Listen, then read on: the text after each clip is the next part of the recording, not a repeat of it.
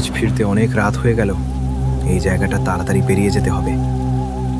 এই কেলো, কোথায় যাচ্ছিস? একটু শুনে যা। ও মা, ভূত! আমাকে ছেড়ে দাও, বাঁচাও আমাকে। ভূতুমপুর গায়ের এক কোণে নদীর ধারে ঘন জঙ্গলের ভেতরে এক জায়গা আছে। লোকজন বলে ওখানে রোজ রাতে ভূত পেতনিদের সভা বসে।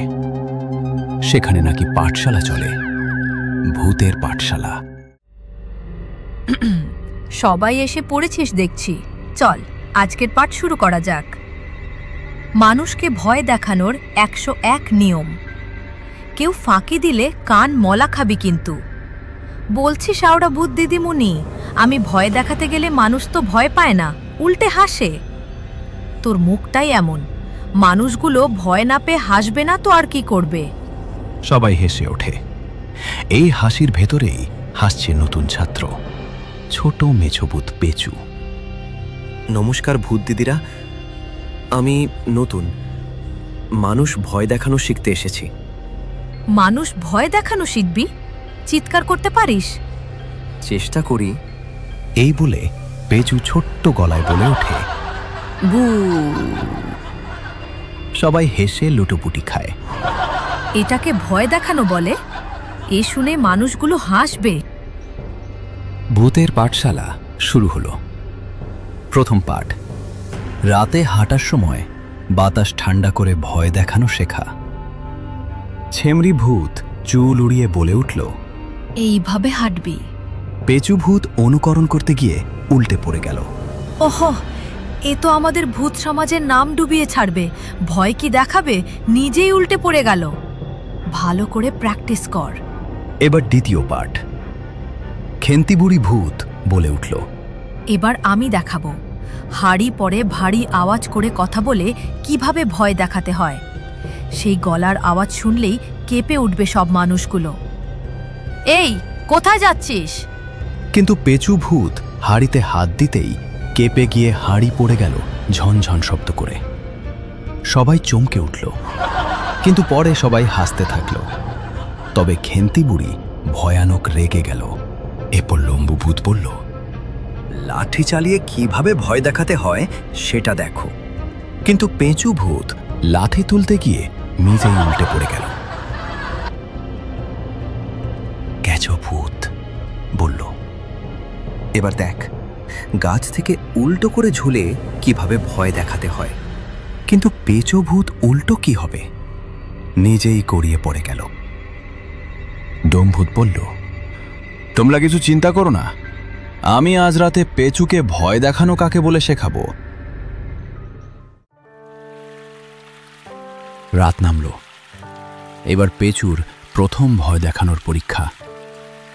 যা পেঁচু, আজ তুই নদীর ধারে ওই রঘুমাঝিকে দেখছিস, ওকে আজ ভয় দেখাবি, বুঝেছিস?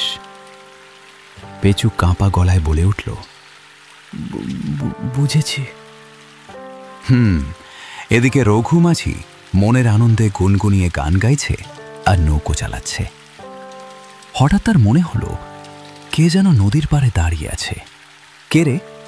ওখানে কে? বেরিয়ে আয় বলছি।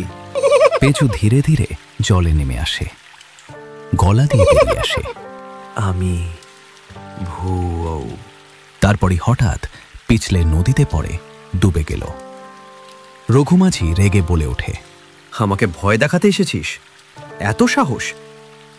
ফের যদি তোকে এখানে দেখি তো মজা দেখিয়ে দেব।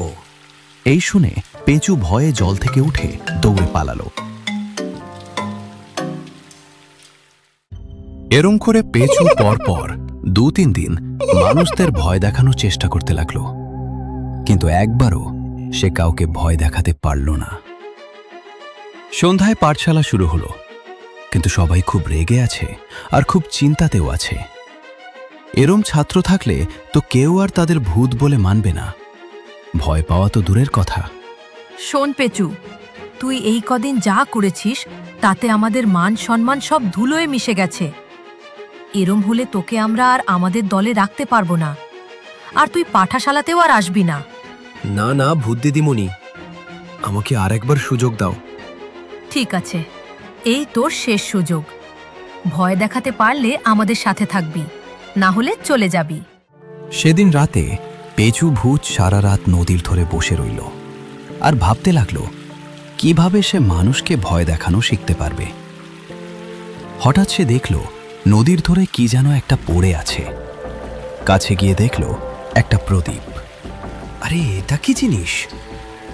দেখি তো ভালো করে। দূর, এ আমার কোনো কাজের নয়।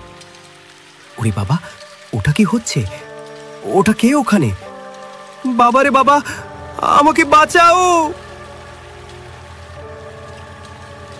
আরে আরে, আমাকে দেখে ভয় পাচ্ছ কেন? তুমি তো ভূত। না না, আমাকে ছেড়ে দাও। আমি ভূত হতে পারি, কিন্তু তোমাকে আমার খুব ভয় লাগছে। আরে আমি হলাম তোমার দাস, আমাকে ভয় পেও না। আমাকে হুকুম দাও, আমি তোমার জন্য কি করতে পারি। সে আবার কেমন কথা? তা আবার হয় নাকি? তুমি তো দৈত্য। হ্যাঁ হয়, তুমি যা বলবে আমি তাই করব। সত্যি বলছো তুমি? আমাকে মেরে ফেলবে না তো তুমি? তুমি তো ভূত, তোমাকে নতুন করে আমি মারব কিভাবে? তাও তো ঠিক কথা। বলো, আমি তোমার জন্য কি করতে পারি? আমি কোনো মানুষদের ভয় দেখাতে পারি না। কেউ আমাকে দেখে ভয় পায় না, উল্টে আমি ওদের দেখে ভয় পাই। তুমি আমার হয়ে ওদের ভয় দেখাতে পারবে? এ আবার কোনো কাজ হলো? বলো, কাকে ভয় দেখাতে হবে? ভূত দিদিমণিরা বলেছে গ্রামের লোকেদের ভয় দেখাতে। আমি যেটা পারছি না, তাই বলেছে পাঠশালা থেকে আর ওদের দল থেকে আমাকে বাদ দিয়ে দেবে। ঠিক আছে, এখন বলো কাকে ভয় দেখাবো? আগে ওই রঘুমাঝিকে ভয় দেখাও দেখি। এবার আমি তোমার শরীরে আসব, তারপর ভয় দেখাবো। সবাই ভাববে তুমি ভয় দেখাচ্ছ। ওরে বাবা, একদম না, আমার ভয় করছে। আরে চুপ করো, কিছু হবে না। এই বলে দৈত্য পেঁচুর শরীরে প্রবেশ করল, আর তারপর যা হলো সে দেখার মতো। কোথায় যাচ্ছ রঘুমাঝি? আমাকে চিনতে পারছো? রঘুমাঝি তো পেঁচুকে দেখে ভয়ে নৌকা থেকে জলেই পড়ে গেল। এই দেখে তো পেঁচু খুব মজা পেল। সে বলল, চলো আরো সবাইকে ভয় দেখাই। এইভাবে তারা দুজনে মিলে গ্রামের অনেক মানুষকে ভয় দেখাতে লাগলো। পেঁচু প্রদীপে হাত দিলেই দৈত্য বেরিয়ে আসে, আর তারা দুজনে মিলে নানা রকম ফোন দিয়ে আটে আর মানুষদের ভয় দেখায়। ওরে বাবারে, ভূত ভূত, বাঁচাও আমাকে! পেঁচু ভূত আসছে, পালাও পালাও পালাও পালাও, পিছু ভূত আসছে!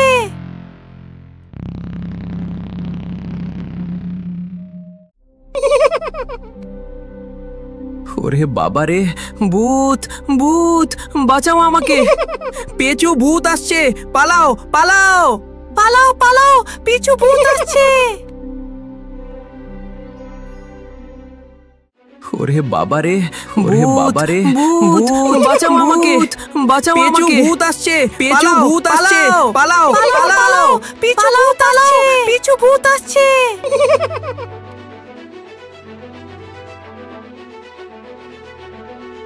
ওরে বাবারে, এদিকে পেঁচু যে সবাইকে ভয় দেখিয়ে বাঁচাও বেড়াচ্ছে। আমাকে! এটা গ্রামের পেঁচু লোকেরা। ভূত আসছে, পালাও পালাও! ভূত দিদিমণি তো খুব খুশি হলো। পালাও, পিছু ভূত সে আসছে! পেঁচুকে ডেকে পাঠালো।